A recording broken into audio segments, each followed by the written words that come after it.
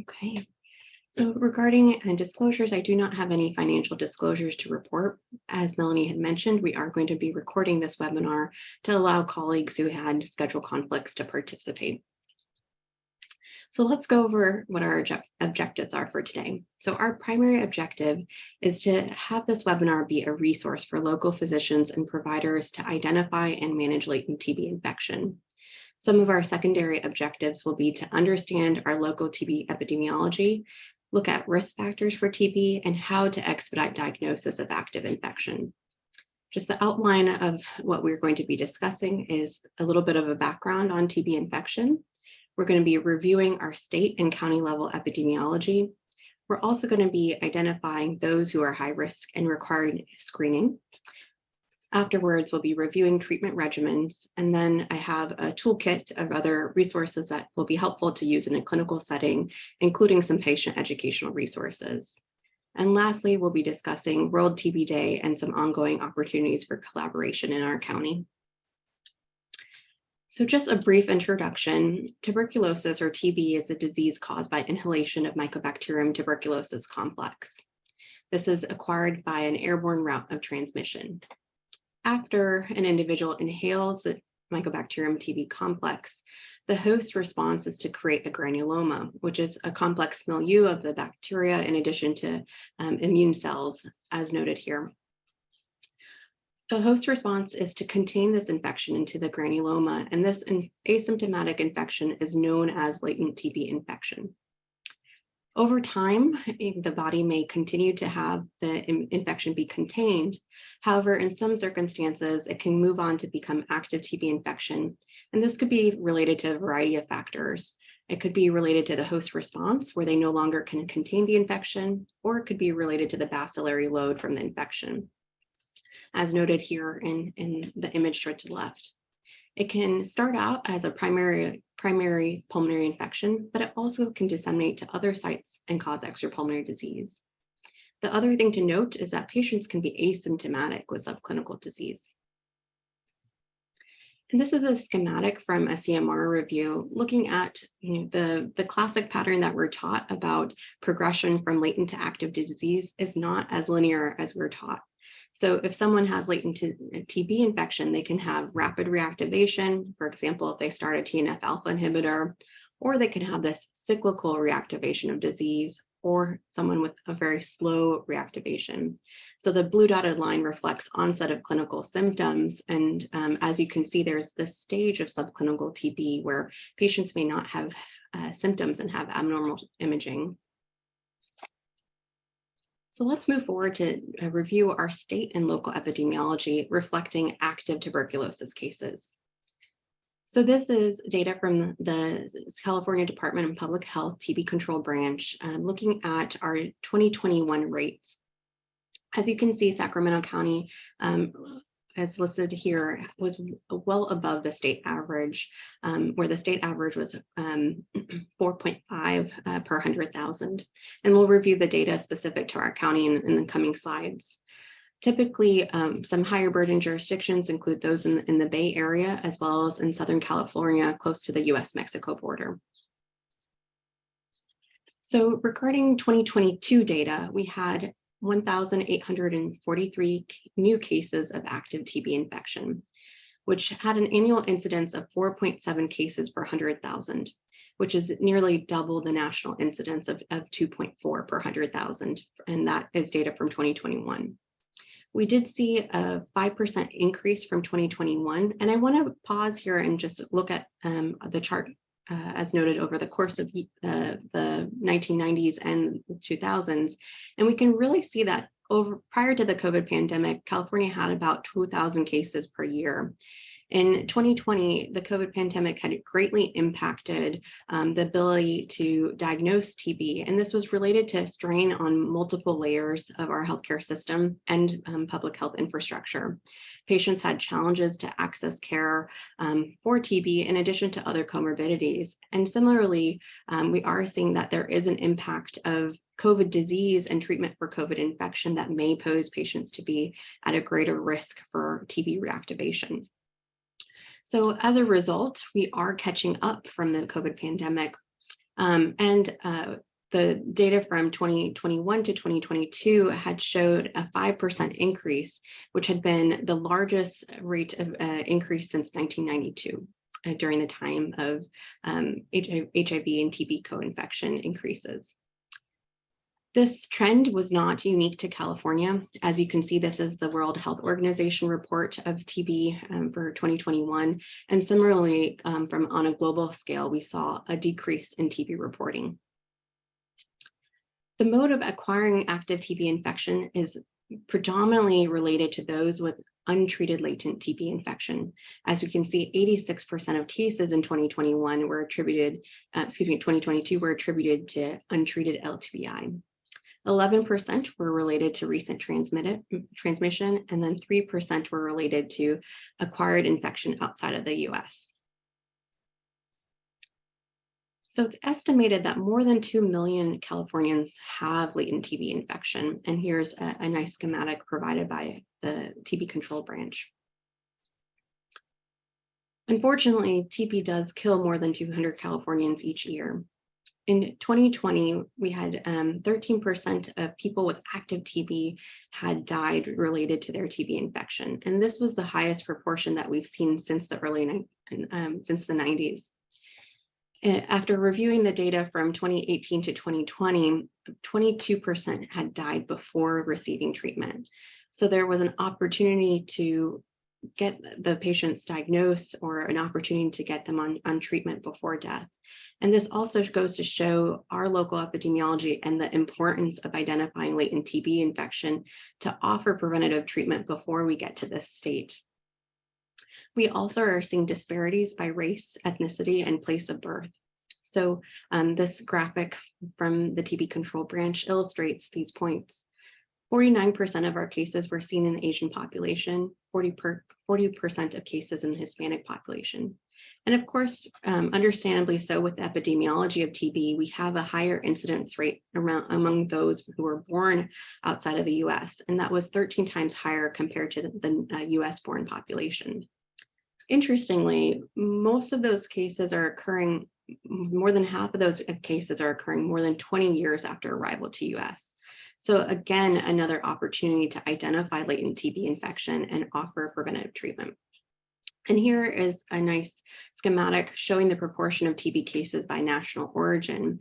And just this reflects the absolute case number. So regarding our patient population, for the absolute numbers, we see a high number of patients who were born in Mexico, Philippines, and Vietnam thereafter. But if we look at the TB rate per 100,000, we are seeing a large increase in it in our patient population who was born in Vietnam. So let's focus in on our local epidemiology in Sacramento County. And then I understand that many of us treat patients from local counties as well. So I wanted to incorporate those data points as well. So again, 2020, with the impact of the COVID pandemic, we overall saw a decrease in cases. But as we are recovering from the pandemic, we are here in Sacramento County, we are above our pre-pandemic levels and have continued to see an increase. So from 2020 to 2021, Sacramento County had a 46% increase in our cases, and these are for active TB cases. And then in 2022, we had a 3% increase from the last year. Interestingly, many of our counties, other counties in the state have not gone back to pre-pandemic levels. And here in the regional area, we're well above our pre-pandemic levels from 2018 and 2019. And that goes to show twofold that, we are identifying TB cases and thinking about TB, but also it's reflective of our regional migration and growth in the Sacramento regional area. I want to highlight Placer County as well. We're starting to see a growth, and they had a 50% increase in their cases from 2021 to 2022. And I know there's a lot of migration out of the Bay Area for cost of living coming to our region. We also have huge population shifts with our refugee migration for those who are born in Afghanistan or Ukraine. So this is going to be an ongoing change to reflect our local TB epidemiology. When we look at our case volume and how we rank in according to the counties with the highest burden of TB, we're 11th, and that has been consistent since 2021. And then similarly, you can look at the comparison to our other regional counties, and those are, there is just an increase with El Dorado County moving from 43rd to 26th, as well as the majority of the counties are kind of remaining in a similar rank compared to other counties. So let's talk a little bit more about epidemiology, especially looking at comorbidities and consequences. So diabetes among people living with TB is increasing. In 2022, 31% of Californians with TB and diabetes, 31% of those patients with active TB had concurrent diabetes. And in Sacramento County, we have data from 2021, and that was 27% of our population. We have limitations with our reported data looking at the A1C, but the median A1C was 7.8%. Another comorbidity that we're starting to see an increase in is hepatitis B. So this is more often seen to be associated with TB co-infection compared to hepatitis C, for example. And the majority of our patients with Hep B and TB co-infection were in non-US born Asians. Regarding HIV co-infection, approximately 4.5% of patients with active TB had concomitant HIV co-infection. However, again, we have a limitation with what the reporting had been pursued with our state level reporting with HIV status. Looking at follow-up reporting, the state has changed some of the guidance with the TB reporting, and we're hoping to get more information, especially looking at the CD4 count at the time of TB diagnosis. Our limited data set does suggest that those who have TB and HIV co-infection are presenting with advanced HIV disease, as 86% of them had a CD4 less than 200. And this is a schematic also provided by the state looking at the consequences of TB infection. If you want to look at their full report, you can access it based on this QR code. But unfortunately, we are seeing an increase in our TB-related deaths. 1 in 6 die within the first 5 years of their diagnosis, and 13% don't survive treatment. We're seeing a significant impact on hospitalization, disability, and cost to both families and our healthcare infrastructure. So let's transition to say, who can we screen for latent TB infection? So, and this is a snapshot of the U.S. Preventive Task Force guidance. It's a grade B recommendation for screening populations who are at increased risk, including those who were born in a country with high TB prevalence, those who lived in high risk congregate settings, or other local demographics, such as exposure to active TB cases. In California, we have the California TB Control Association, and we have latent TB infection guidelines that were from 2019 and are in the process of being updated. So this is a risk assessment tool that you can use for Californian residents. And some areas, so to highlight birth or travel or residence in a country with elevated TB rates is basically any country aside from US, Canada, Australia, New Zealand, or a country not in Western or Northern Europe. Regarding travel, the thing to note is that if you have early TB screening performed immediately after return from travel, you can see a false negative test early on, and this is described as a window period between timing of TB infection and the timing from when the test becomes positive. So we do recommend screening for TB after returning from travel at least 8 weeks or more. Regarding those who are notified as a close contact to someone with TB, this is where the partnership with our local health department at the Sacramento County Chest Clinic comes into play. So our communicable disease investigators will notify contacts, and testing can be performed at the chest clinic or with their primary care physician. Similarly, you may be hearing from our communicable disease investigators if we identify an immunocompromised or high-risk contact, such as a pediatric patient less than 5 years of age. If they did have a significant exposure to an infectious case, we will be recommending window prophylaxis, which is essentially TB preventative treatment or latent TB infection treatment while we're awaiting the second round testing due to the early false negative tests that can be seen in the window period. And for those providers who see pediatrics, this is a similar risk assessment tool for our pediatric population. And kind of the only change that's noted is the prednisone dosing, reflective of more commonly used pediatric steroid dosing. So regarding the test of choice for those who have received BCG vaccine is to pursue testing with immune gamma release assay. Depending on what's available at your institution, you could use a quantiferon or a T-spot assay. Unfortunately, we aren't able to use this in children who are less than 2 years of age. And so those young children would require a TB skin test, regardless of their BCG vaccine. And the earliest that we can pursue TB skin testing is in an infant who is 3 to 4 months of age. So here are the definitions of when you'd see a positive TB skin test, and especially those with concomitant HIV infection, a recent contact, or have abnormal chest imaging or immunocompromised. We use the cutoff of 5 or more.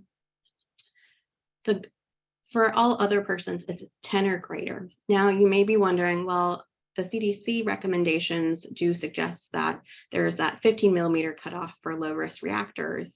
However, in the state of California, our guidance is to use a 10 millimeter cutoff for a positive test because of our rates of TB compared to the national rates of TB. So again, we do not use this 15 millimeter cutoff because of our local rates of TB infection. Of course, when you have a positive result, the next step is to pursue an X-ray and pursue a history and physical to rule out any active TB disease. And we'll talk more about this in the upcoming slides. If you have discordant test results, for example, a TB skin test is positive and immune gamma release assay is negative, for immunocompetent persons, you're going to favor the immune gamma release assay as a definitive result. And this may be related to cross-reaction with other non-TB mycobacterium. The proteins that are used in immune gamma release assays are more specific to TB. However, for those who are immunocompromised or who've had a high-risk exposure, we would favor treating based on whichever test result is positive. And this is a great resource, the BCG Atlas. If you're unsure if your patient had received BCG vaccine, you can look at the country-specific guidelines. Okay, moving on to discuss some population considerations. So if you're seeing an immunocompromised host, we do recommend to repeat testing. Again, a lot of these tests have limitations, especially in our immunocompromised population, because they may not be able to mount an immune response that is used for interpretation of both immune gamma release assay or the TB skin test. One thing to note for those with HIV infection is that if your CD4 count is less than 200, you're going to be testing at the time of diagnosis and then repeating that test once count recovery is achieved. Otherwise, if they have a CD4 count greater than 200 at the time of diagnosis, you can just repeat testing based on risk factors, such as if they travel, then you'll repeat the test after returning from a TB endemic area. The other thing that frequently comes up is patients who've received live vaccines. So the ideal situation is to perform the IGRA or the TST at the same time of the live vaccine. But let's say, for example, they received MMR already, and then they're coming in for an employee test for a TB skin test. You'd have to wait 28 days following the administration of a live vaccine. And that's due to the reason that live vaccines can impair the response to the TB test and can create a false negative result. The mRNA vaccines with COVID were evaluated, and there was no data to suggest that those vaccinations impact or influence the results of TST and IGRAs. So I understand that the need for screening will be quite large in our community, And if healthcare systems do not have the capacity to screen all persons, then there should be a way to prioritize those persons. And that's related to some data epidemiologic review looking at risk factors and the incidence of active TB. So per the CTCA guidelines, if anyone has at least one of the following medical risk factors, you're going to be prioritizing those patients for screening as listed here. And we highlighted diabetes, but also want to kind of comment on end-stage renal disease, malignancy, and then gastrectomy or malabsorption.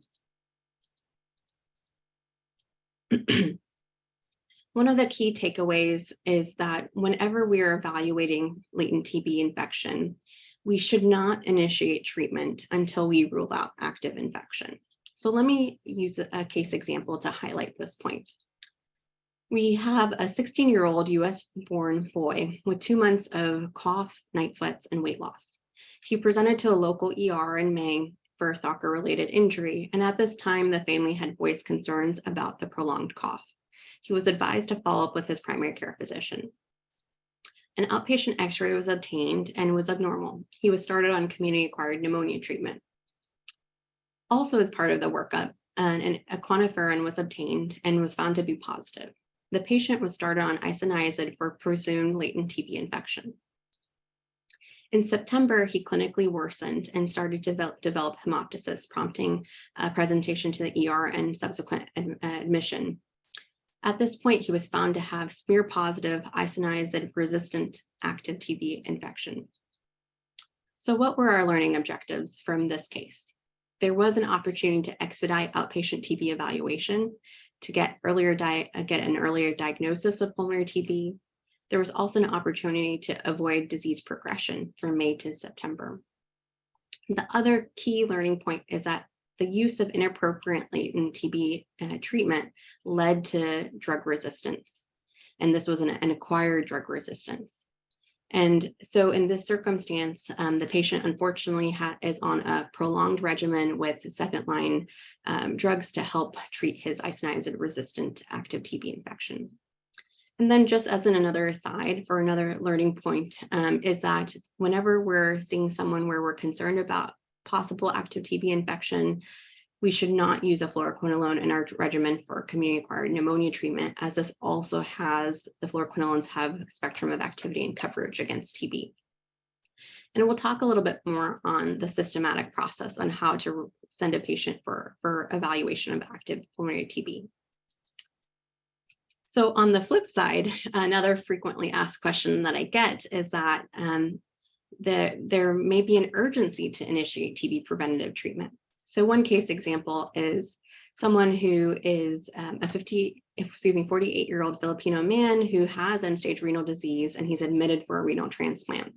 My colleagues obtained an x-ray and find that they have an abnormal x-ray.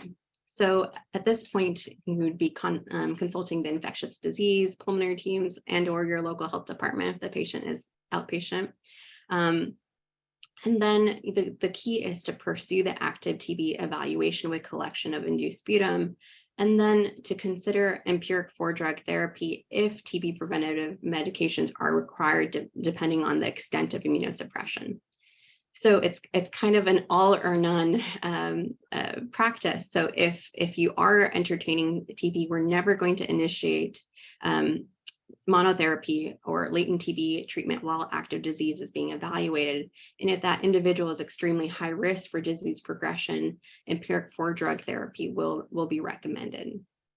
Of course, this is not the most ideal situation. Ideally, we would want to complete this TB risk assessment and screening prior to transplantation, and ensuring it's many months in advance because of the duration that it takes our cultures 2 months to finalize with acid-fast bacilli cultures. So when to consider active TB disease? The symptoms such as prolonged cough greater than 2 to 3 weeks, B symptoms, fever, night sweats, weight loss, hemoptysis. But of course, hemoptysis is going to be a late presentation. Also, it could present in an extrapulmonary form. Adenopathy, the most common site is cervical adenopathy, vertebral osteo, CNS disease, GI disease with terminal ileitis. But it also goes to what the radiographic imaging shows. So do they have an abnormal chest X-ray noted by these findings here? But I want to comment that the TB is such a humbling disease process because patients can be asymptomatic with an abnormal X-ray. And also the X-ray can be normal with active disease, and this is active culture confirmed disease. And we tend to see this in immunocompromised individuals like those with advanced AIDS, where they're not able to mount a robust immune response and they subsequently can have a normal X-ray. So this is an example of a gentleman who came for evaluation after an immigration screening, asymptomatic, was seen by one of our providers in clinic and noted to have abnormal findings with right upper lobe infiltrate, as well as a left lower lobe infiltrate here, nodule infiltrate there, and more patchy in the right upper lobe. He was asymptomatic, sputa were collected, and due to the degree of suspicion with his epidemiologic risk factors, treatment was started, and he was later found to be smear negative and culture positive. So just to highlight, these are the abnormalities that we see with the X-ray. If you're seeing someone who has a single calcified nodule or isolated pleural thickening without any parenchymal disease, as listed as here, those findings alone aren't concerning for active TB. But of course, if you're seeing someone who has a calcified lesion and now is symptomatic, then you're going to favor pursuing that rule out.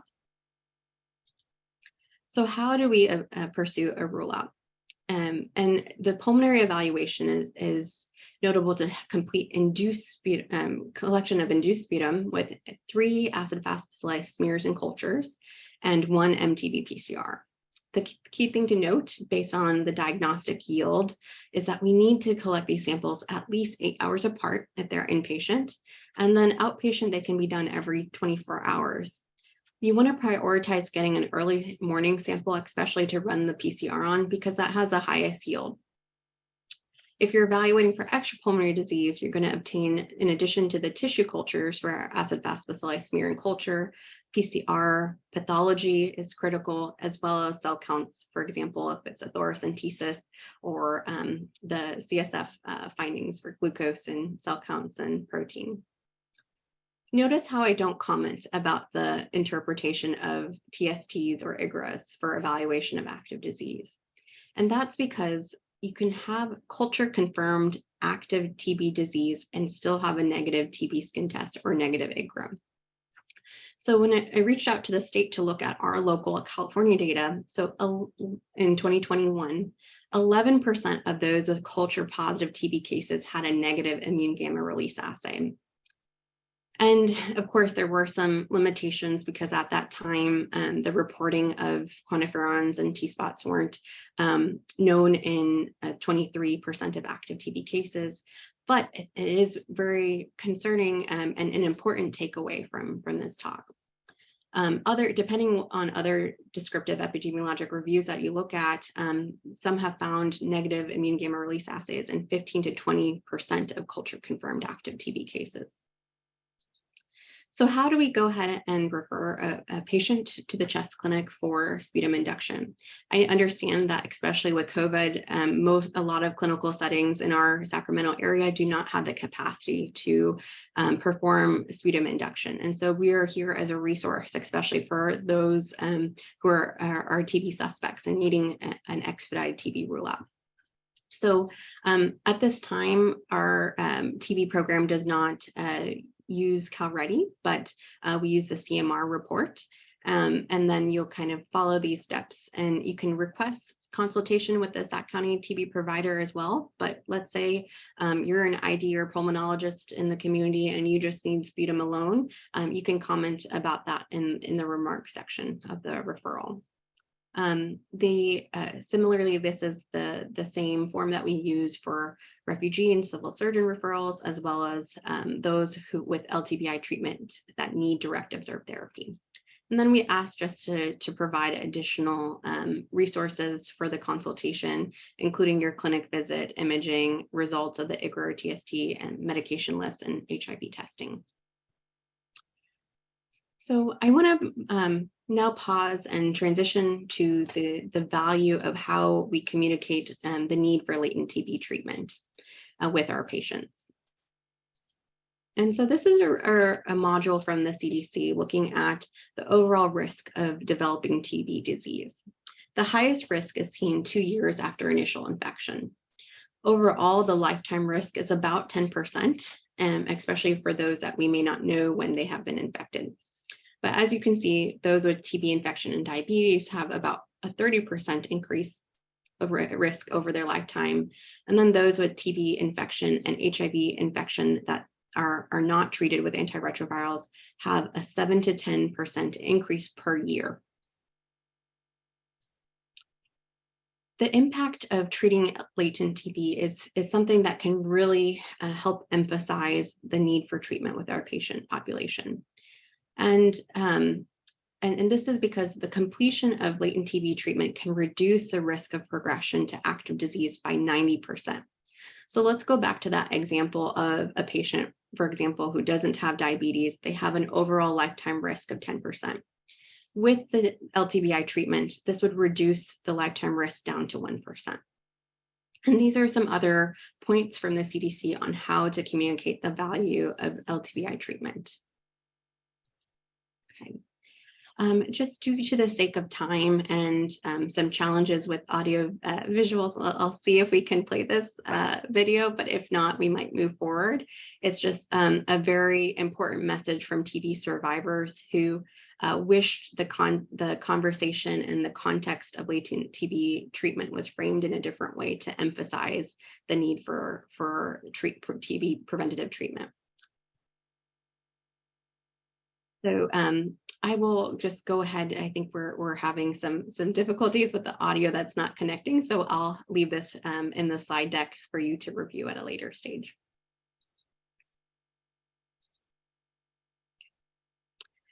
So let's say you have a patient who really wants to go through the data points of their specific risk assessment. I want to highlight this tool, the TST and 3D assessment tool by from McGill University. So it's an online calculator that is pictured here. You'll kind of input all the data points of the TB skin test, their age, country of birth, BCG status, and comorbidities. And it'll provide a positive predictive value for the TB skin test. It'll also note the risk of development of active TB disease over the next 2 years and then after 2 years. Unfortunately, it only will stop to the age of 80 for the cumulative risk. And it also will comment on the risk of hepatotoxicity if treated with INH. So one of the major limitations, so this was a study from Menzies et al. in 2008, one of the major limitations is it's not applicable to our current recommended latent TB treatment regimens. So it evaluates the use of a 9-month regimen for Isoniazid. So we're going to see an overestimate of hepatotoxicity risk. Also, it doesn't consider the false positive TB skin test discussion as we had before, and it's catered towards an adult population. Okay, so let's move on and discuss latent TB treatment regimens. Okay. So this is a nice schematic looking at the preferred and alternative latent TB treatment regimens. So the first being 3 months of once weekly isoniazid and rifapentine. These are once a week doses and a total of 12 doses. And as you can see here, for the pediatric population, there are weight-based dosing recommendations, and this can be used for children above 2. The second preferred regimen is rifampin for 4 months, and this is taken daily. It is weight-based dosing, and so on average for the adult population, they tend to be receiving 2 capsules daily, and it's with a 600 milligram maximum dose. The next option is isoniazid and rifampin combination treatment, and this is less preferred because it's two pills plus a vitamin B6, and it's daily therapy, but it does reduce the treatment duration from 4 months to 3 months. Alternative recommendations, and those that are less favored, are isoniazid for either 6 or 9 months of treatment, along with the pyridoxine, or vitamin B6. And so this dose can range from 25 to 50 milligrams daily. For those who have underlying comorbidities like diabetes, I favor to use 50 milligrams because of the risk of neuropathy. I've struck out some of the recommendations that the CDC had listed here with the twice weekly INH regimens. These are not recommended per our California TB Controller Association guidelines, as well as not recommended with our standard of practice here at Sacramento County. One of the older regimens that was used is 2 months of rifampin and pyrazinamide. We don't use this anymore because of the hepatotoxicity risk. But the only reason I comment about that is because sometimes those patients who are started on empiric 4-drug therapy and they may be reclassed to latent TB infection after their culture is finalized as negative and their x-ray doesn't change with empiric treatment, those patients would have received sufficient treatment over that 2-month period with the combination of rifampin and pyrazinamide, so they would have credit for latent TB treatment completion. This is a nice schematic provided by the JAMA article with the U.S. Preventative Task Force, looking at how to stratify patient risk factors, co-infection with HIV or liver disease, pregnancy, and picking the right regimen for those patients. And we'll go into each population in a little bit more specific detail in the upcoming slides. So let's focus on the rifamycin-based regimens. These are the regimens that are strongly preferred. So either the 4 months of rifampin or the 3 months of the weekly isoniazid and rifapentine. One of the major contraindications with 4R is the drug-drug interaction. Rifampin is a potent CYP3A4 inducer. 3HP does have a large pill burden, and sometimes my patients say, I can't take 10 pills in one sitting, and they prefer 4R because of that. And unfortunately, this is due to formulation issues where rifapentine is only made in a 150 milligram tablet. This can't be used in women who are pregnant or breastfeeding. And as mentioned before, you can consider its use in those children above 2. Initially, it was studied as direct observed therapy. However, follow-up data in the US showed that those patients who had pursued self-administered therapy had equivalent treatment completion rates. So I highlight this point that it can be used as self-administered treatment. However, there are certain patient populations which would strongly benefit from direct observed therapy, and we'll highlight those patients in the upcoming slides. As far as adverse effect monitoring, you're going to be monitoring for rifamycin hypersensitivity syndrome, as listed with the symptoms noted on the slide. You can see cytopenias. And then regarding liver injury, it's less common, and you tend to see a cholestatic pattern, where your total bilirubin and your alk phos elevation will be more out of proportion compared to the AST and ALT elevation. If the reactions are mild, you can go ahead and treat through with supportive care. If they are too severe, then you would be switching over to an isoniazid regimen. I just want to briefly comment on the nitrosamine contamination issue, as this has impacted many drugs related to TB and outside of TB, such as ranitidine, for example. Manufacturers have recently recognized the presence of nitrosamine impurities in rifampin and rifapentine, and these products likely had nitrosamines previously, but just due to updated testing requirements, they are now being detected. Unfortunately, this led to a drug shortage as manufacturers had to stop production and make sure that the impurity levels were controlled to a point that the amount is negligible, and that there is a very low amount of nitrosamine presence that has essentially a very negligible human cancer risk. So it's safe to go ahead and use.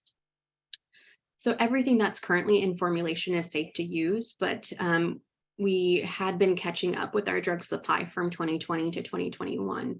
So I comment about that just in case you tend to come across this issue. It might be related to a manufacturer and supply chain issue, and you can always kind of reach out to our pharmacy staff at Sacramento County Primary Care Clinic, who would have more information on those pharmacies that have this in stock. If you have a patient who wants more information, this is a great provider and patient resource to go into the details of what this nitrosamine contamination means. And I want to comment about the drug interactions with rifampin in particular and rifamycins. So this is a great resource provided by the Curry Center, which is UCSF TB Excellence Center. And so this goes through all the drug classes and potential drug interactions with the rifamycins.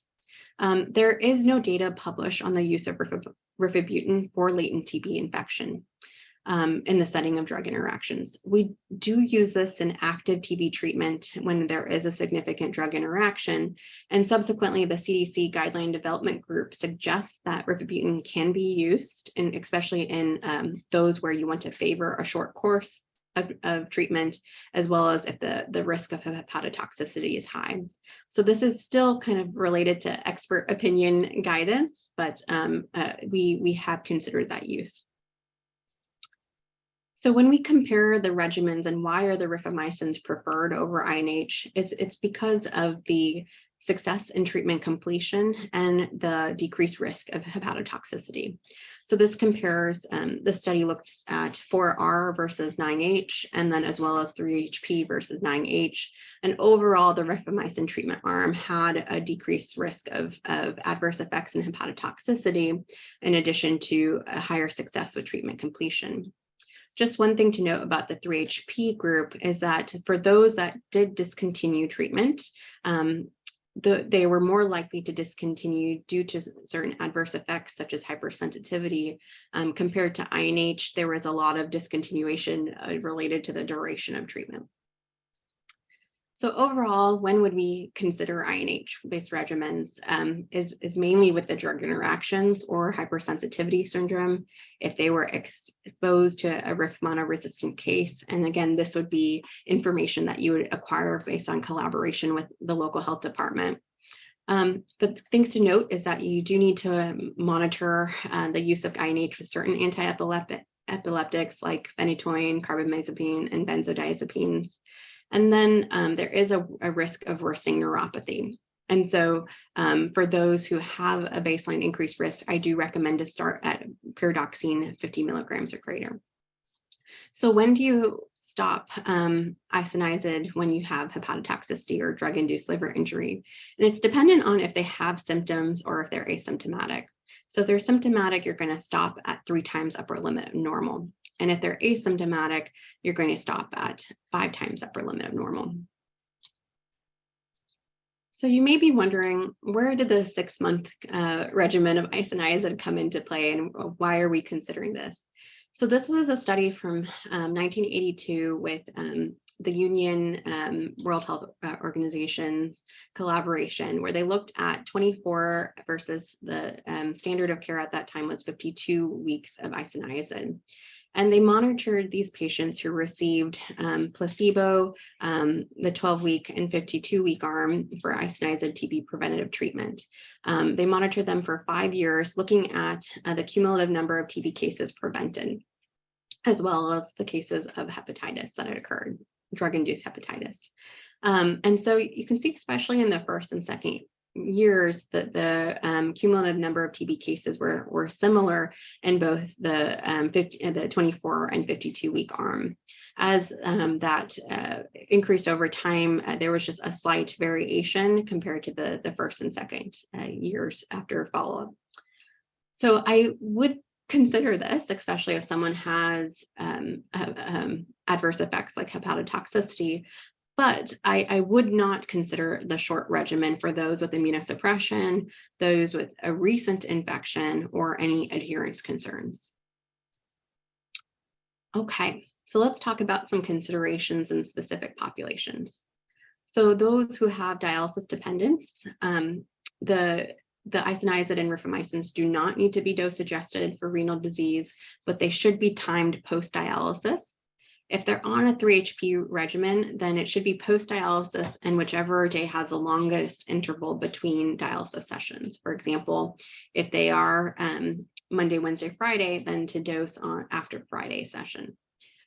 For those with liver disease, rifampin or 3-HP is preferred to minimize hepatotoxicity. And there are certain individuals with advanced liver disease or alcohol dependence with cirrhosis that the risk of treatment may outweigh the benefit. And that's notable with the following baseline labs as listed here. For pregnant and breastfeeding women, you can't use 3-HP. You want to consider the timing of treatment. Typically for low risk women, latent TB treatment can be deterred to 3 months postpartum. However, if the patient is high risk, like they have HIV infection, they're a recent converter with recent exposure to case, then you're going to prioritize that treatment even during pregnancy. INH and rifampin are safe in pregnancy, and small quantities can be found in breast milk.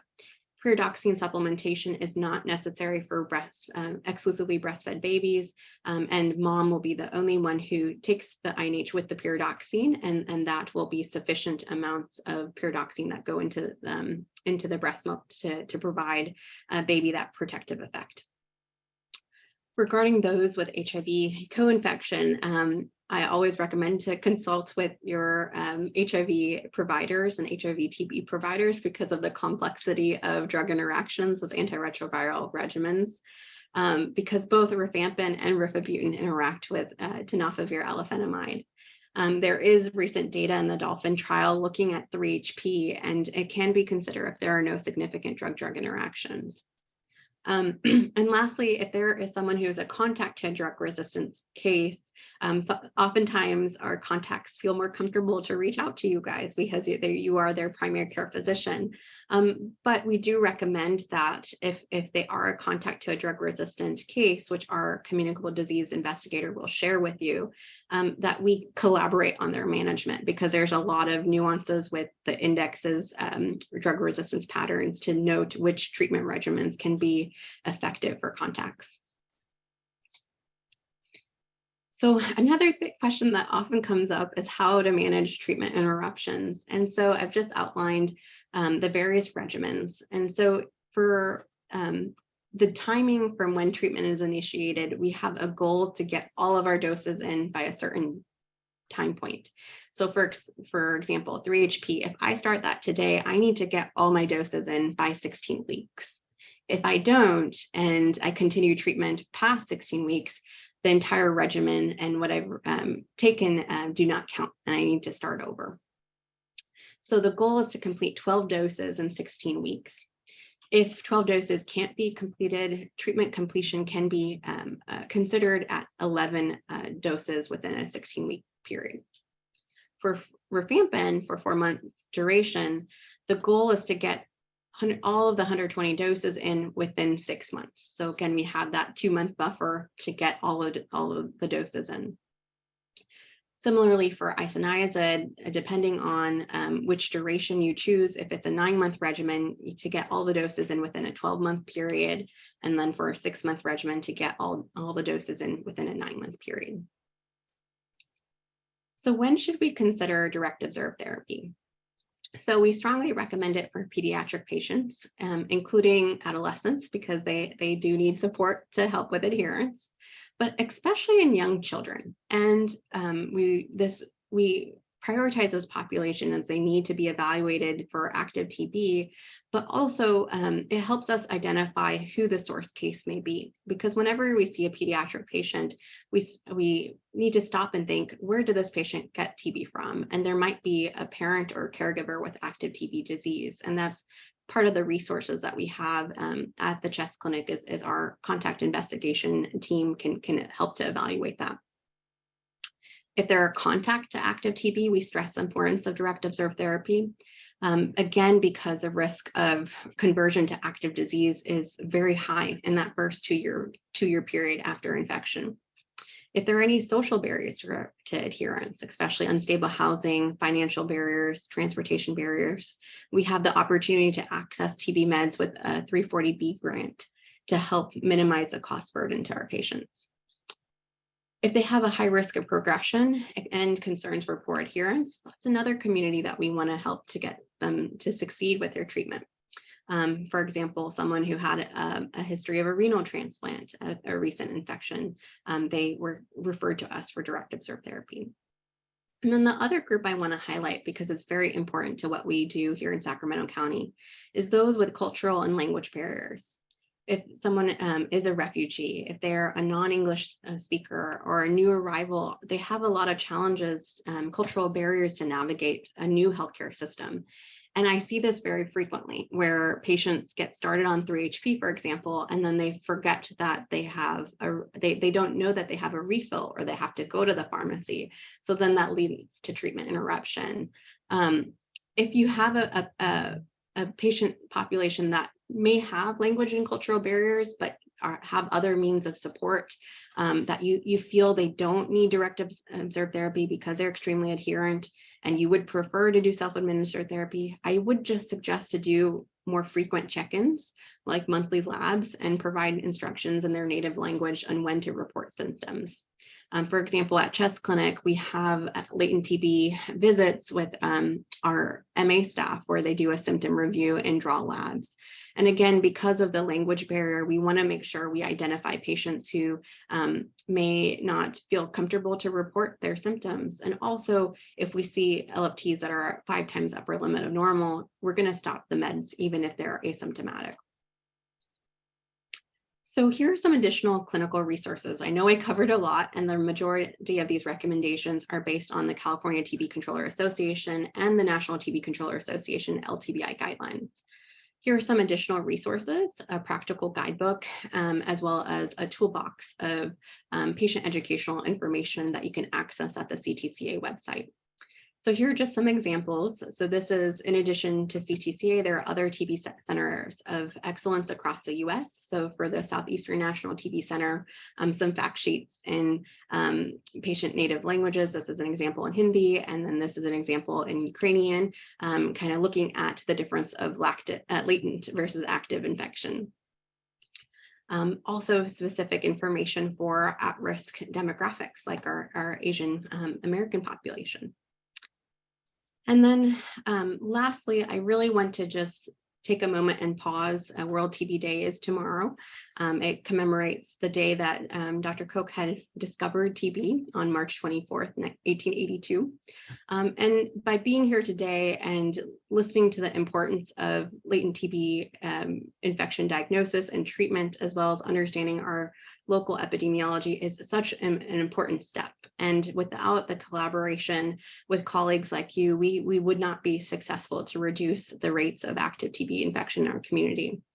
So for those that are interested to take this and move forward and continue the work in your local institution, I want to let you know that this is our first step, having this webinar. We are going to have an upcoming event in May 2023, probably mid-May, where we're going to develop a work group between Sacramento County Chest Clinic team as well as local healthcare institutions, and we're looking for champions at each institution. The goal is to have quarterly meetings where we would build this partnership to monitor our local LTBI rates at each institution, our treatment completion, also discuss any issues that may come up, drug supply issues, challenging cases, or any population concerns. So if you are interested in that, don't hesitate to reach out to me. This is my email listed here.